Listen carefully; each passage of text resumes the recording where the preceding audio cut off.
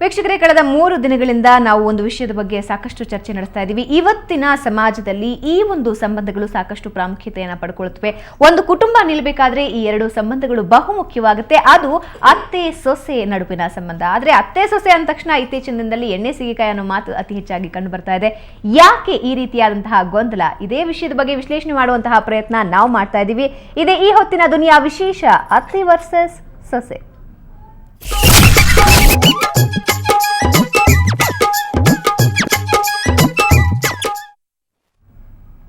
ಇದರ ಬಗ್ಗೆ ಮಾತಾಡೋದಕ್ಕೆ ಪ್ರತಿದಿನವೂ ಕೂಡ ಗೆಸ್ಟ್ಗಳು ನಮ್ಮ ಜೊತೆ ಇರ್ತಾರೆ. ನೀವು ಕೂಡ ಅತಿಥಿಗಳಾಗಿ ಆಗಮಿಸಿ ನಮ್ಮ ಜೊತೆ ಈ ಚರ್ಚೆಯಲ್ಲಿ ಭಾಗವಹಿಸಬಹುದು. ಸೊ ಇವತ್ತು ನಮ್ಮ ಜೊತೆ ಚರ್ಚೆ ಮಾಡೋದಕ್ಕೆ ಕುಟುಂಬ ಸಲಹೆಗಾರರಾಗಿರುವಂತಹ ರಾಜರಾಜೇಶ್ವರಿ ಅವರಿದ್ದಾರೆ, ಹಾಗೆ ಗೃಹಿಣಿಯಾಗಿರುವಂತಹ ಶ್ಯಾಮಲಾ ದೇಶಪಾಂಡೆ ಅವರಿದ್ದಾರೆ. ಜೊತೆಗೆ ಮೈಸೂರಿನಿಂದ ಉಷಾ ಪ್ರಕಾಶ್ ಗೃಹಿಣಿ ಇದ್ದಾರೆ, ಹಾಗೆ ಮಂಗಳೂರಿನಿಂದ ಸ್ನಾತಕೋತ್ತರ ವಿದ್ಯಾರ್ಥಿನಿ ಅಂದ್ರೆ ಮನಃಶಾಸ್ತ್ರದ ಸ್ನಾತಕೋತ್ತರ ವಿದ್ಯಾರ್ಥಿನಿಯಾಗಿರುವಂತಹ ಅಶ್ವಿನಿ ನಮ್ಮ ಜೊತೆ ಇದ್ದಾರೆ. 4 ಜನಕ್ಕೆ ಕಾರ್ಯಕ್ರಮಕ್ಕೆ ಸ್ವಾಗತ. ಈ ಬಗ್ಗೆ ಚರ್ಚೆಯನ್ನ ಪ್ರಾರಂಭ ಮಾಡೋಣ. ಸೊ ರಾಜೇಶ್ವರಿ ಅವರೇ, ನಮಸ್ತೆ. ಸೊ ಇತ್ತೀಚಿನ ದಿನದಲ್ಲಿ ಅತ್ತೆ ಸೊಸೆ ನಡುವಿನ ಸಂಬಂಧದ ಬಗ್ಗೆ ನಾವು ಚರ್ಚೆ ನಡೆಸ್ತಾ ಇದ್ದೀವಿ 3 ದಿನಗಳಿಂದ. ಆದ್ರೆ ಈ ಅತ್ತೆ ಸೊಸೆ ನಡುವಿನ ಸಂಬಂಧದಲ್ಲಿ ಜಗಳಕ್ಕೆ ಅತಿ ಹೆಚ್ಚಿನ ಪ್ರಾಶಸ್ತ್ಯ ಅಂತಾನೂ ಹೇಳ್ತಾರೆ. ಅದರಲ್ಲೂ ಪ್ರಮುಖವಾಗಿ ಈ ಅಡಿಗೆ ವಿಷಯಕ್ಕೆ ಬಂದಾಗ, ಇವತ್ತು ನಾವು ತಗೊಂಡಿರುವಂತಹ ವಿಷಯ ಅಂದ್ರೆ ಅಡಿಗೆ ವಿಷಯಕ್ಕೆ ಬಂದಾಗ ಅತ್ತೆ ಸೊಸೆ ನಡುವೆ ಸಾಕಷ್ಟು ಜಗಳಗಳ ಆರಂಭ ಆಗತ್ತೆ ಅಂತ ಹೇಳ್ತಾರೆ. ಯಾಕೆ ಅಂತೀರಾ ನಿಮ್ಮ ಪ್ರಕಾರ? ನನ್ನ ಪ್ರಕಾರವಾಗಿ ಹೇಳೋದಾದರೆ ಈ ಅತ್ತೆ ಸೊಸೆ ಸಂಬಂಧಗಳಲ್ಲಿ ಬರ್ತಕ್ಕಂಥ ಜಗಳಗಳಿಂದ ಅದು ಬೇರೆದ್ರ ಮುಖಾಂತರ the best way to enter the heart is through the stomach ಅಂತ ಹೇಳ್ತಾರಲ್ಲ, ಆ ರೀತಿಯಾಗಿ ಅಲ್ಲಿ ತನಕ ಒಂದು ಬಾಂಧವ್ಯ ಏನು ಬೆಳೆದು ಬಂದಿರುತ್ತೆ, ಆ ಬಾಂಧವ್ಯಗಳಲ್ಲಿ ಸುಮಾರು ದಿವಸಗಳಿಂದ ಬೇರಿನಿಂದ ಅದು ಚಿಗುರು ಬಂದಂಗೆ ಕೆಲವಾರು ಅಡುಗೆಗಳು, ಊಟ ತಿಂಡಿಗಳ ಕೆಲವು ಪದ್ಧತಿಗಳು ಎಲ್ಲ ಮನೆಯಲ್ಲಿ ಒಂದು ದೊಡ್ಡ ಹೆಂಗಸು ಅಂದರೆ ಆಕೆನೂ ಫಸ್ಟ್ ಸೊಸೆಯಾಗಿ ಎಂಟ್ರಾಗಿರ್ತಾಳೆ. ಸೊಸೆಯಾಗಿ ಎಂಟ್ರಾಗಿ ಅತ್ತೆ ಹತ್ರ ಪಳಗಿ ಒಂದು ಸ್ಟೇಜಿಗೆ ಬಂದ ಮೇಲೆ ಹೊಸ ಎಂಟ್ರಿ ಒಂದು ಬಂತು ಅಂತ ಆದಾಗ ಅದನ್ನು ಅಕ್ಸೆಪ್ಟ್ ಮಾಡ್ಕೊಳ್ಳೋಕ್ಕೆ ಸ್ವಲ್ಪ ಕಷ್ಟ ಆಗುತ್ತೆ ಅಂತ ಅನಿಸುತ್ತೆ. ಆದರೆ ನಾನು ಒಂದು ಫ್ಯಾಮಿಲಿ ಕೌನ್ಸಿಲರ್ ಆಗಿರೋದ್ರಿಂದ ಎರಡನ್ನೂ ಬ್ಯಾಲೆನ್ಸ್ ಮಾಡ್ಕೊಂಡು ಹೋಗೋದು ತುಂಬಾ ಸಲೀಸು ಅನ್ಸುತ್ತೆ. ಅಂದ್ರೆ ನಿಮ್ಮ ಹತ್ರ ಈ ರೀತಿ ಕೇಸ್ಗಳು ಬಂದಿದೆಯಾ? ಖಂಡಿತ. ಬರೀ ಅಡಿಗೆ ಸಂಬಂಧಪಟ್ಟಂಗೆ?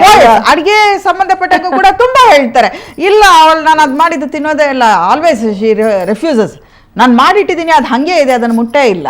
ಆದರೆ ಇದರಲ್ಲಿ ನನಗನ್ಸುತ್ತೆ ಎಲ್ಲಾದ್ರಲ್ಲೂ ನಾವು ಹೊಸ ಚಿಗುರು ಹಳೆಬೇರು ಅಂತ ಹೇಗೆ ಹೇಳ್ತೀವೋ ಹಾಗೆ ಆ ನಾಲ್ಗೆಗೆ ಮೊದಲಿಂದ ಒಂದು ರುಚಿಗಳು ಏನು ಅಂಟ್ಕೊಂಡು ಬಂದಿರುತ್ತೋ ಆ ರುಚಿನ ಸ್ವಲ್ಪ ದಿವಸ ಅಡ್ಜಸ್ಟ್ ಮಾಡಿಕೊಂಡು ಅದ್ರ ಜೊತೆ ಹೊಸದನ್ನು ಬೆರೆಸಿ ಹೊಸದನ್ನು ಟೇಸ್ಟ್ ನೋಡಿದಾಗ ಈಗಿನ ಕಾಲದಲ್ಲಿ ಮೋಸ್ಟ್ಲಿ 30-35% ಆಫ್ ದ ಅತ್ತೆಯರು ಅವರು ಕೂಡ they will adjust for the ಹೊಸ ಟೇಸ್ಟ್.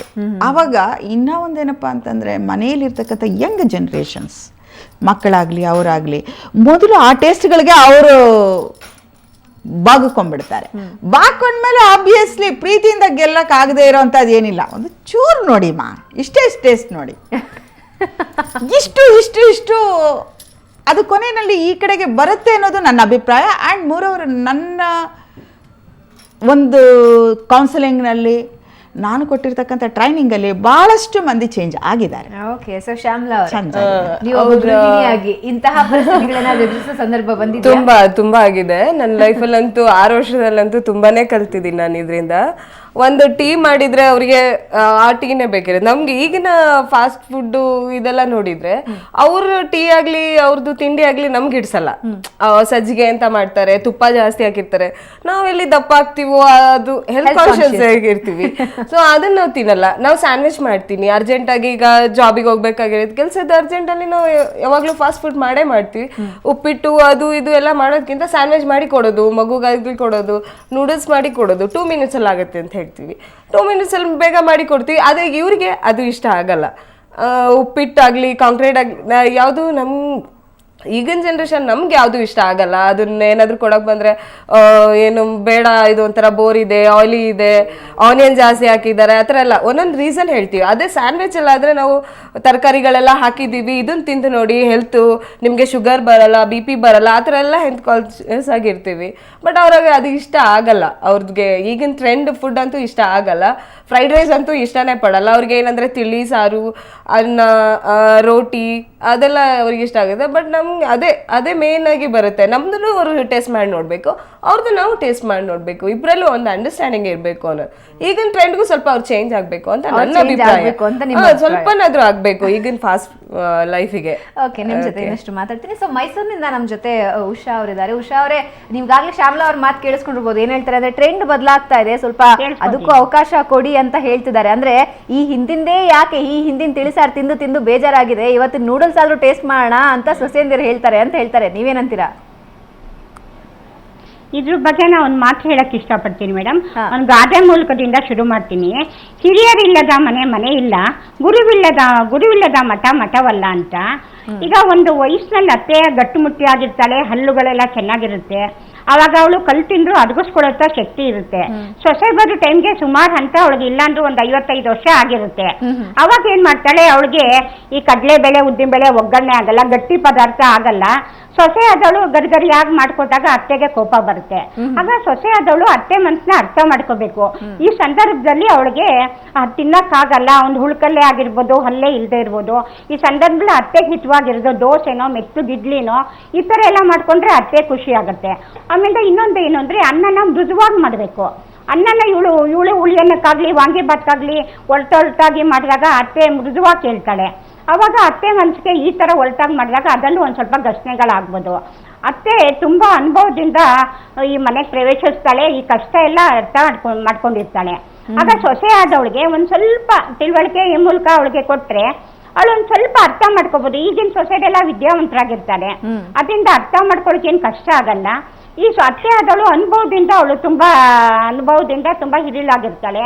ಹಾಗಾಗಿ ಒಂದು ಒಂಟಿತನ ಇರ್ಬೋದು, ಅಥವಾ ಗಂಡ ಇರ್ಬೋದು, ಅಥವಾ ಹಣಕಾಸಿನ ಸಮಸ್ಯೆ ಇರ್ಬೋದು, ಈ ಎಲ್ಲ ಕಾರಣದಿಂದ ಸೊಸೆನೂ ಅವಳು ಅನುಸರಿಸ್ಕೊಂಡು ಹೋದ್ರೆ ಸಂಸಾರ ಎಲ್ಲ ನಂದಗೋಕುಲ ಆಗುತ್ತೆ, ಏನು ಅನುಮಾನನೇ ಇಲ್ಲ ಮೇಡಮ್. ಓಕೆ ಸರ್, ನಿಮ್ಮ ಜೊತೆ ಇನ್ನಷ್ಟು ಮಾತಾಡ್ತೀನಿ. ಅಶ್ವಿನಿ ನಮ್ಗೆ ಮಂಗಳೂರಿಂದ ಇದ್ದಾರೆ. ಇವರು ಸ್ನಾತಕೋತ್ತರ ವಿದ್ಯಾರ್ಥಿನಿ, ಮನಃಶಾಸ್ತ್ರದ ಬಗ್ಗೆ ಸಾಕಷ್ಟು ಓದಿದ್ದಾರೆ. ಅಶ್ವಿನಿ, ಇವತ್ತಿನ ಟಾಪಿಕ್ ಬಗ್ಗೆ ಏನಂತೀರಾ? ಅತ್ತೆ ಸೊಸೆ ನಡುವಿನ ಈ ಸಂಬಂಧದ ಬಗ್ಗೆ ನಾವು ಮಾತಾಡ್ತಾ ಇದ್ದೀವಿ. ಜೊತೆಗೆ ಪ್ರಮುಖವಾಗಿ ನಾವು ಇವತ್ತು ಗಮನ ಹರಿಸ್ತಿರೋದು ಈ ಅಡುಗೆ ವಿಷಯದ ಬಗ್ಗೆ. ಅತ್ತೆ ಮಾಡಿದ ಅಡುಗೆ ಸೊಸೆಗೆ ಇಷ್ಟ ಆಗಲ್ಲ, ಸೊಸೆ ಮಾಡಿದ ಅಡುಗೆ ಅತ್ತೆಗೆ ಇಷ್ಟ ಆಗಲ್ಲ. ಈ ಹೊಂದಾಣಿಕೆಯಲ್ಲೇ ದೊಡ್ಡ ಗೊಂದಲ ಉಂಟಾಗ್ತಾ ಇದೆ. ಒಬ್ಬ ಮನಃಶಾಸ್ತ್ರದ ವಿದ್ಯಾರ್ಥಿನಿಯಾಗಿ ಈ ಎರಡೂ ವ್ಯಕ್ತಿತ್ವಗಳ ನಡುವಿನ ಈ ಘರ್ಷಣೆ ಬಗ್ಗೆ ಏನಂತೀರಾ? ಖಂಡಿತ ಈ ರೀತಿಯಾದಂತಹ ಒಂದು ಗೊಂದಲ ಆಗ್ತದೆ. ಬಟ್ ಏನಾಗ್ತದೆ ಅಂತ ಹೇಳಿದ್ರೆ, ಒಂದು ಮಗನಿಗೆ ಮದುವೆ ಮಾಡಿದ ಕೂಡಲೇ ಅಲ್ಲಿ ಒಂದು ಅಡಿಗೆ ಮನೆಯ ಒಂದು ಅಧಿಕಾರ ಅಂತ ಏನಿದೆ ಅದರಿಂದ ಕೆಳಗಿಳಿಯಕ್ಕೆ ಅತ್ತೆ ಇಷ್ಟಪಡಲ್ಲ. ಹಾಗೆ ಸೊಸೆ ಕೂಡ ಹಾಗೆ ಏಕಾಏಕಿ ಒಳಗೆ ಹೋಗಕ್ಕೆ ಇಷ್ಟಪಡಲ್ಲ. ಸೊ ಇಲ್ಲಿ ಏನಾಗ್ತದೆ ಹೇಳಿದ್ರೆ, ಒಂದು ಸಣ್ಣ ಮಟ್ಟಿಗೆ ಇದು ಗ್ಯಾಪ್ ಆಗ್ತದೆ. ಕೆಲವರಿಗೆ ನಾವೇ ಮಾಡ್ಬೇಕು ಅಂತ ಹೇಳಿ, ನಾವೇ ಮುಂದುವರೆದು ನಾವೇ ಮಾಡ್ಬೇಕು ಅಂತ ಹೇಳಿರ್ತದೆ. ಬಟ್ ಅತ್ತೆ ಅಂದ್ರೆ ಆ ತರ ಮಾಡ್ಲಿಕ್ಕೆ ಬಿಡುದಿಲ್ಲ, ಅವ್ರ ಜೊತೆ ಹೆಲ್ಪ್ ಮಾಡಿಸ್ಕೊಳ್ಳಿಕ್ಕೆ ಇಷ್ಟಪಡ್ತಾರೆ.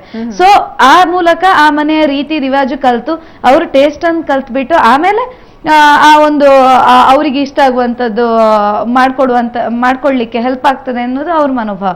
ಬಟ್ ಇಲ್ಲಿ ಏನಾಗ್ತದೆ ಅಂತ ಹೇಳಿದ್ರೆ, ಈಗ ಅವ್ರು ಹೇಳಿದ ಹಾಗೆ ಇಲ್ಲಿ ಒಂದು ಟ್ರೆಂಡಿನ ಚೇಂಜ್ ಇದೆ. ಈಗ ಇತ್ತೀಚೆಗಿನವರೆಲ್ಲ ಈ ನಾರ್ತ್ ಇಂಡಿಯನ್ ಇಷ್ಟಪಡ್ತಾರೆ, ಫಾಸ್ಟ್ ಫುಡ್ಸ್ ಇಷ್ಟಪಡ್ತಾರೆ, ಖಂಡಿತ ಅದ್ರಲ್ಲಿ ಎರಡು ಮಾತಿಲ್ಲ. ಆದ್ರೆ ಆರೋಗ್ಯದ ಕಡೆಗೆ ನಾವು ತುಂಬಾ ಗಮನ ಕೊಡ್ಬೇಕಾಗ್ತದೆ.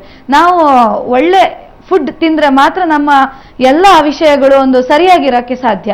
ಹೊಟ್ಟೆ ಸರಿ ಇದೆ ಅಂದ್ರೆ ಮಾತ್ರ ಎಲ್ಲಾನು ಸರಿಯಾಗಿರಕ್ಕೆ ಸಾಧ್ಯ. ಸೊ ಇಲ್ಲಿ ನಾವು ಆರೋಗ್ಯದ ಕಡೆಗೆ ತುಂಬಾ ಗಮನ ಕೊಡ್ಬೇಕು. ಜೊತೆಗೆ ಯಾವಾಗ್ಲೂ ಫಾಸ್ಟ್ ಫುಡ್ ಮಾಡಿ ತಿನ್ನೋದ್ರಿಂದ ಹೊಟ್ಟೆ ತುಂಬುತ್ತದೆ ಹೊರತು ಒಂದು ವಿಟಮಿನ್ ಇರ್ಲಿ, ಪ್ರೋಟೀನ್ ಇರ್ಲಿ, ನಮ್ಗೆ ಬೇಕಾದ್ದು ಯಾವುದು ಸಿಗುದಿಲ್ಲ.